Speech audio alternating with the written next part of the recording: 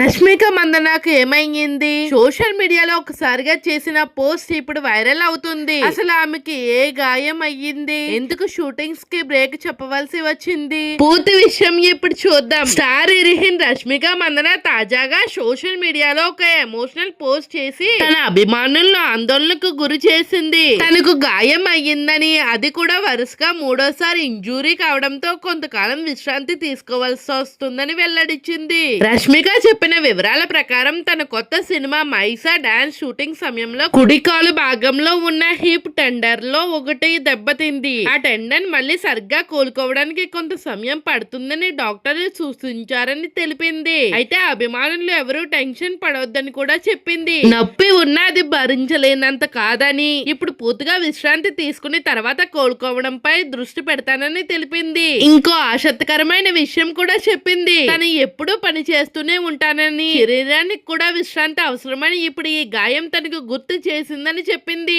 ఇప్పటి వరకు తనకు జరిగిన గాయాన్ని కూడా ప్రమాదం శాతు జరిగినవే అని, ఉద్దేశపూర్వంగా ఏమీ కాదని నవ్వుతూ చెప్పింది. ప్రస్తుతం ఇంట్లోనే ఉండి పజిల్స్ ఆడుతూ టైం పాస్ చేస్తున్నానని, కానీ ఒకటే భయం ఉందని చెప్పింది. అదేంటంటే జిమ్ కి వెళ్ళలేను, రన్నింగ్ చేయలేను, అప్పుడు తను ఎక్కువగా స్వీట్స్ తింటానేమో అని సరదాగా చెప్పి అభిమానులు నవ్విచ్చింది. చివరిగా నేను బాగానే ఉన్నాను, ఎవరు టెన్షన్ పడొద్దు, త్వరలోనే మళ్ళీ మీ ముందుకు వస్తాను, మీ అందరి ప్రేమకు థ్యాంక్ యూ అంటూ తన పోస్ట్ ని ముగించింది. ప్రస్తుతం రష్మిక పోస్ట్ సోషల్ మీడియాలో వైరల్ అవుతుంది.